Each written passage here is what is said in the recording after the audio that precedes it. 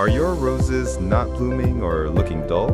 Do you notice that no matter how much you care for them, they don't look like the ones you see in gardens or nurseries? Today, I'm going to show you how to take care of your rose bushes so they're always beautiful, healthy, and full of flowers. And stay until the end, because I'm going to share 2 homemade fertilizers that almost nobody mentions. They are very easy to make, won't cost you a single cent, and are perfect to achieve abundant and constant flowering. Roses are demanding plants, but if you give them what they need, they will reward you with spectacular blooms. The first and most important thing is location. Roses need to receive direct sunlight for at least 6 hours a day. If you place them in a shady spot, or only with indirect light, they will bloom very little and weaken over time. Ideally, you should keep them in a very bright place, like a south-facing garden or a sunny balcony. If they are in pots, it's a good idea to rotate them every week so that all sides receive sunlight and grow evenly. Also, make sure they are protected from strong winds that could damage the flowers or break the stems. Watering is another key point. Roses need water, but they don't tolerate waterlogging. The best way to water them is deeply, but let the top layer of soil dry before watering again. In hot weather, it's recommended to water every 2 or 3 days, and in winter, space out the watering depending on soil humidity. Always water directly at the soil, and avoid wetting the leaves or flowers, since this can cause fungi like mildew or rust. A useful trick is to place organic mulch, such as dry leaves or straw, around the base, which helps retain moisture and reduce weed growth. Pruning is essential to keep roses vigorous and encourage new blooms. Whenever a flower wilts, cut it just above a leaf with 5 leaflets. This will stimulate the production of new flower buds.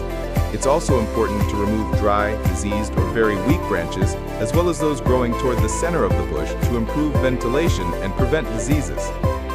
Hard pruning is done at the end of winter, after frosts have passed.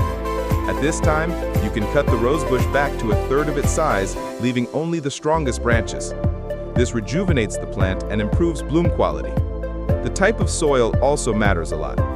Roses like well-drained, loose soil rich in organic matter. You can prepare an ideal mix using garden soil, compost or warm humus, and a bit of coarse sand to improve drainage. You can also add crushed eggshells or wood ash to provide calcium and potassium. In spring and summer, it's best to fertilize every 15 days with a balanced fertilizer. But if you don't want to spend money, don't worry, because at the end, I'll tell you how to prepare 2 homemade fertilizers that will make your roses bloom like never before. Pests are also a common problem. The most frequent on roses are aphids, red spider mites, scale insects, and fungi. To prevent them, you can prepare an infusion with garlic and mint leaves, let it sit, strain it, and spray it on the leaves. Potassium soap is also very useful and completely ecological. If you notice yellow, deformed, or with small dots, check the underside, since that's where pests usually hide. It's best to act as soon as possible to prevent them from spreading and weakening the plant. Now that you know how to take care of your roses, I want to share 5 beautiful and resistant varieties that you can grow in your garden or in pots. The first is the Castile rose, one of the oldest and most aromatic, very resistant and perfect for warm or mild climates.